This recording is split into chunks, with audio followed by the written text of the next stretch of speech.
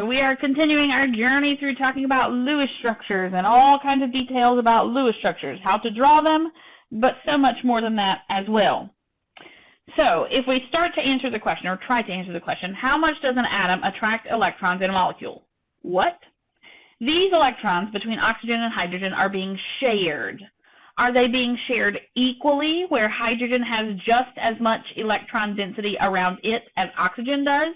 Or are they being shared unequally? That's the question we're trying to answer.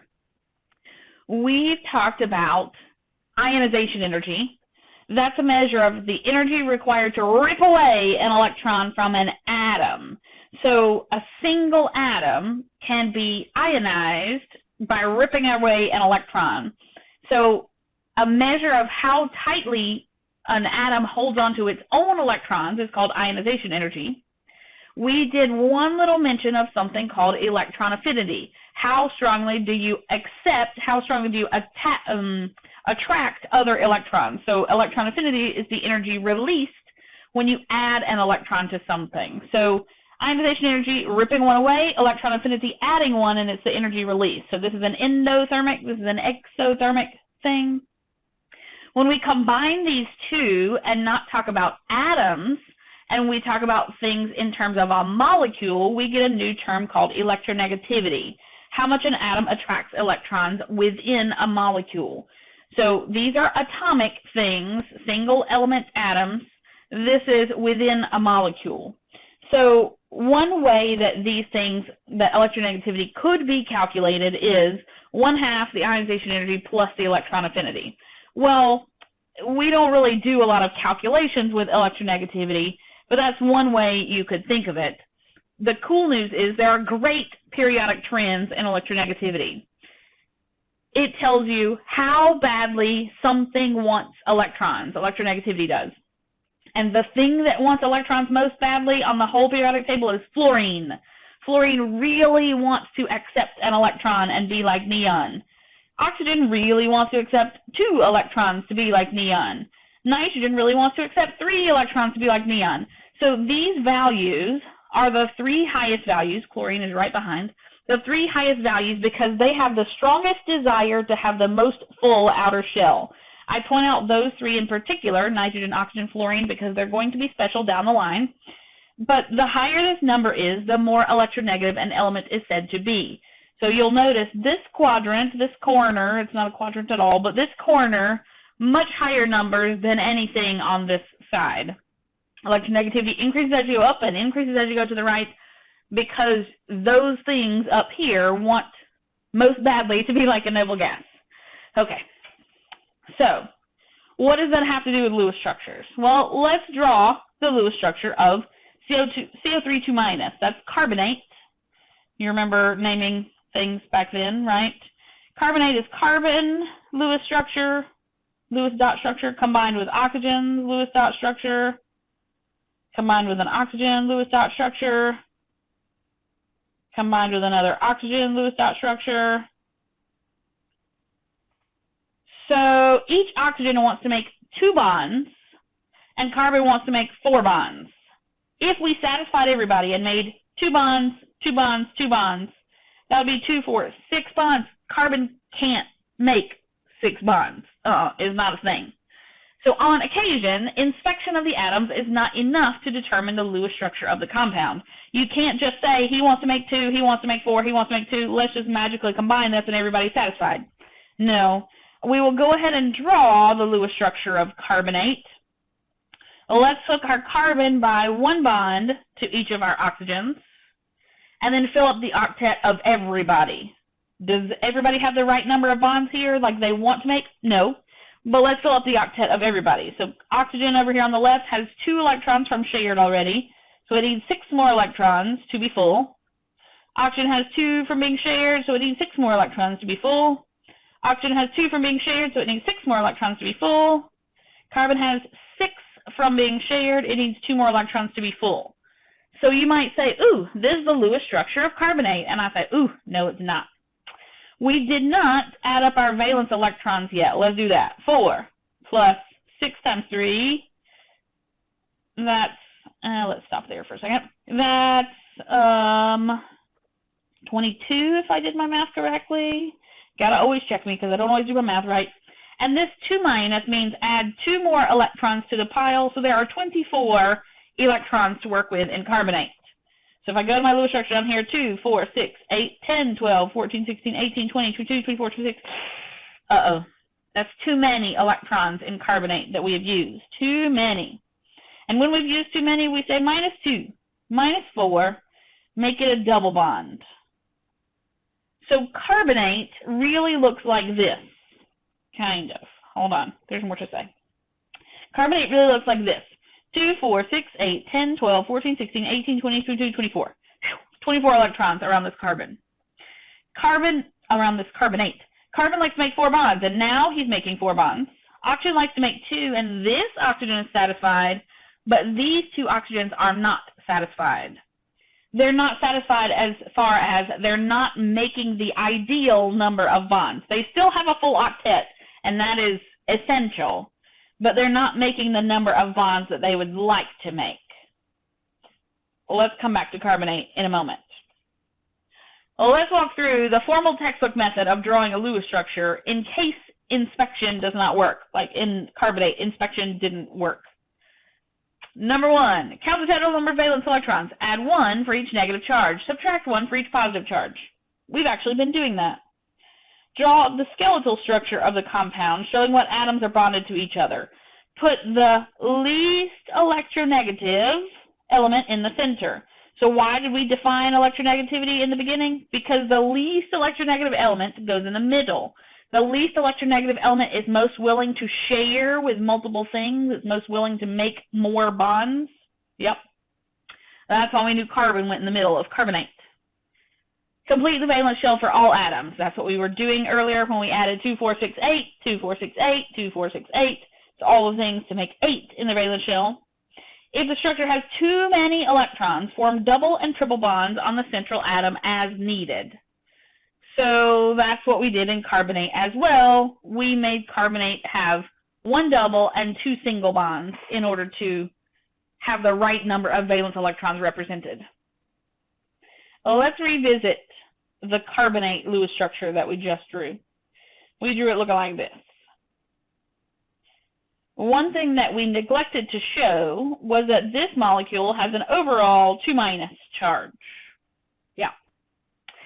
If we talked about the bond order of this molecule, we would have said that bond has a bond order of 1 because it's a single bond.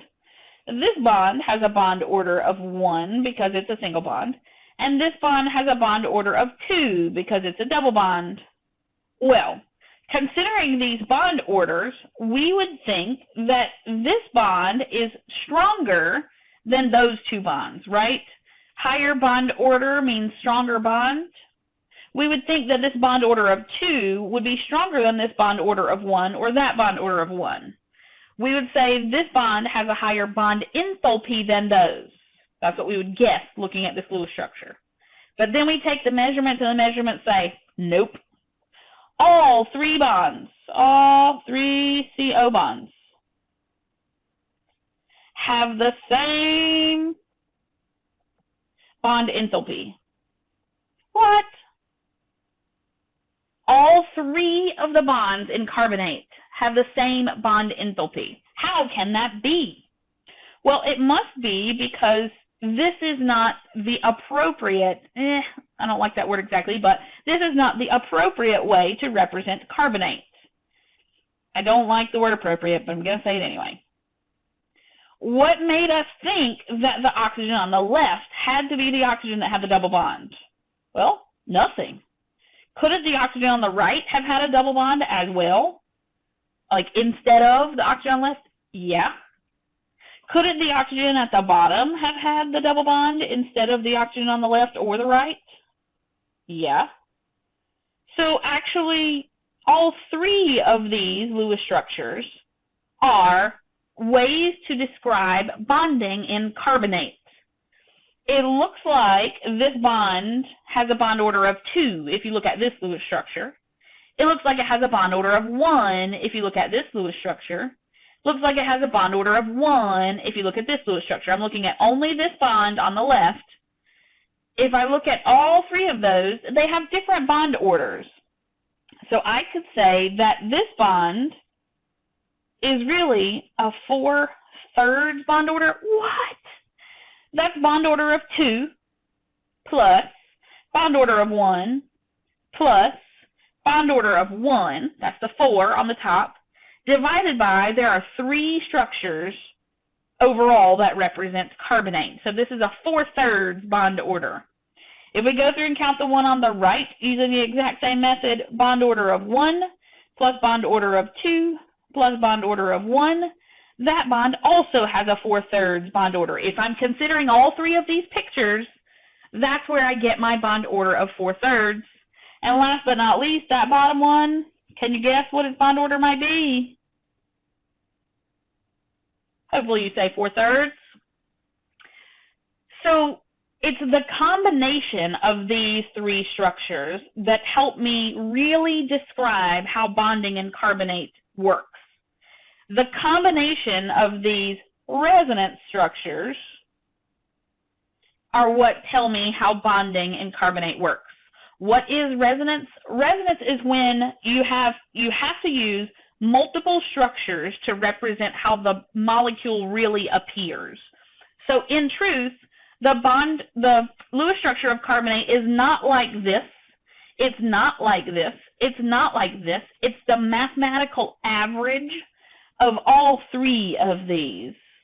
So you need to imagine all 3 of these and envision all 3 of these to see how carbonate bonding really works. Whew, that was a lot. Let's do some more. How about nitrate, NO3 minus? If I draw the Lewis structure of nitrate, that's NO3 minus. Okay, I'm going to put 3 O's like that. But let me go backwards. 5 plus 6 times 3 makes 18, 19, 20, 21, 22, 23. Plus 1 extra is 24. Well, plus 1 extra is 24 electrons in nitrate. So the official formal method of Lewis structures on my 2 slides ago said, connect the skeletal, done. Fill up everybody's octet. Oxygen needs 6 more to have a full octet. 6 more to have a full octet. 6 more to have a full octet. And 2 more to have a full octet.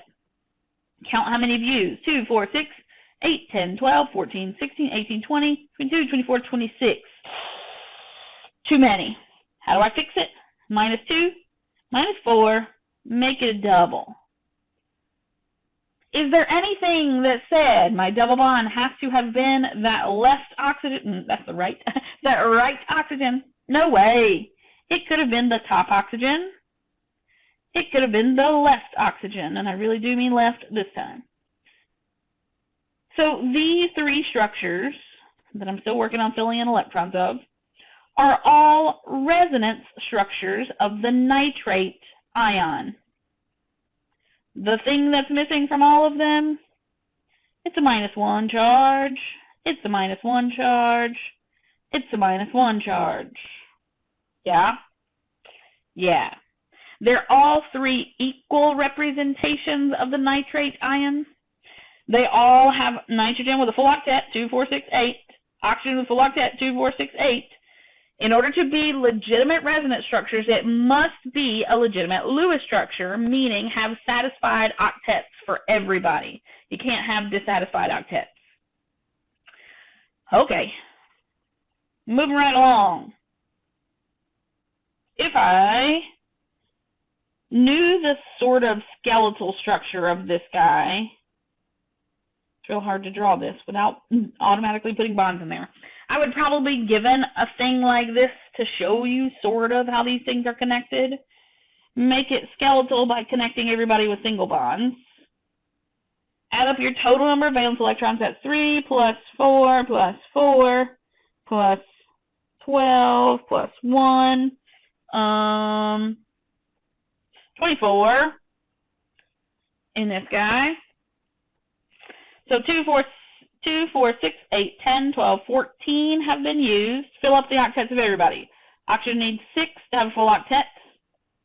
Carbon on the left, his octet is already full. Carbon on the right, he needs 2 more electrons to be full. and oxygen needs 4 more electrons to be full. 2, 4, 6, 8, 10, 12, 14, 16, 18, 20, 22, 24, 26. Every time, man, every time. -2, -4, -2, -4. Make it a double. Is there anything that said it had to be that oxygen that made the double? No.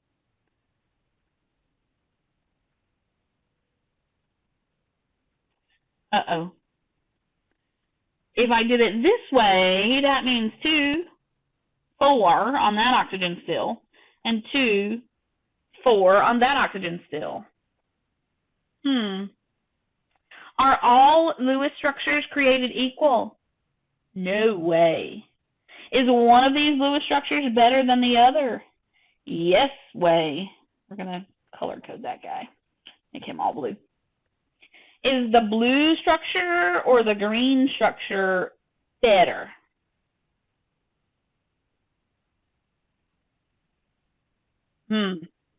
How do you know? How do you know which Lewis structure is better? Because one is definitely better than the other. One way to determine is by detecting, is everyone making the number of bonds that they like to make? What? Carbon likes to make 4 bonds. Carbon's making 4, carbon's making 4, carbon's making 4, carbon's making 4. Okay. Oxygen likes to make 2 bonds. Oxygen's making 1, oxygen's making 3, oxygen's making 2, oxygen's making 2. So that tells me that the green structure is better, that's an R, is better than the blue one because it makes the appropriate number of bonds. Yeah. Another way to say this, another thing that we will do, is we will calculate formal charges. What? Yeah. We'll talk about resonance, bond order, and formal charges. So what I've been doing so far is sort of cheating with putting brackets around an atom and putting the formal charge up top like that. But really, we like to be more specific than that, and we like to tell which specific atom or atoms within a molecule has the formal charge that that ion is carrying. So, one way to detect and know that something should have a formal charge is if it's making more or less bonds than it likes to make. Yeah, did you catch that? Making more or less bonds than it likes to make. We said the green was the winner chicken dinner because the green, everybody had the right number of bonds. In the blue, this oxygen was making fewer bonds than it likes to, while this oxygen was making more bonds than it likes to. So if we calculate the formal charge on these 2 oxygens that are upset, the way to calculate a formal charge is the number of valence electrons, that's 6 for oxygen, valence electrons, minus the lone pairs, lone electrons, plus 1/2 the bonding electrons. So legible over there. Valence electrons minus the lone pair electrons plus 1/2 the bonding electrons. So this oxygen has 2, 4, 6 bonding electrons.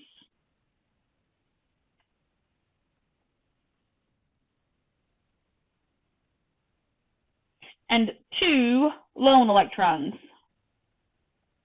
So 2 plus 1/2 times 6 is 3. 6 minus 5, that gives me a +1 formal charge on that oxygen. Whoa, buddy. We're going through formal charge fairly rapidly right now. We will do it quite a bit more. Oxygen is in group 6, so if I'm calculating my formal charge for this top oxygen, he's got 6 valence electrons minus 6 lone pair electrons plus 2 bonding, so 1/2 times 2 bonding plus 1 more. I can't do math. -1. -1. So this oxygen up top that's making 1 bond is a -1 formal charge. This slide has gotten pretty cluttered, but this blue structure has formal charges on it because my oxygens are making more and less bonds than they really like to make. This green structure has 0 formal charges because everybody's making the number of bonds that they like to make. So when you're comparing two structures to see if one is better than the other, if one avoids formal charges, that's my winner, winner, chicken dinner. This video has gotten lengthy, so I'm trying to decide, do I go back and calculate formal charges on my nitrate over here or not? Maybe I will just stick them on here, and you should go through and practice to make sure you understand. Oh no, I just realized this guy is losing, he's missing some electrons over there. Yikes, yikes. Maybe I will go through and stick on these formal charges, and you can go through and justify to yourself why the formal charges are what they are. And when you put the formal charges around the atoms like that, specific atom locations, you don't put the brackets. So I erased all my little green brackets because I no longer need those when I have specific formal charges on the atoms. One more thing I'm going to say, and then we're really wrapping this up. Is there a winner, winner, chicken dinner among these 3 resonance structures? Nope. They're all created equal. These are all created equal. Purple versus blue, they're all created equal. They all have formal charges. It cannot be avoided in these molecules. Cannot be avoided. They all have 2 oxygens and a nitrogen with a formal charge. Sometimes you can specify it's better for the charge to be on this kind of atom. Ugh, we're getting a little ahead of ourselves here. But these are all created equal. These are not. This one is a better Lewis structure than that one, but both are still valid Lewis structures. Ugh, I gotta stick a fork in it. I'm done.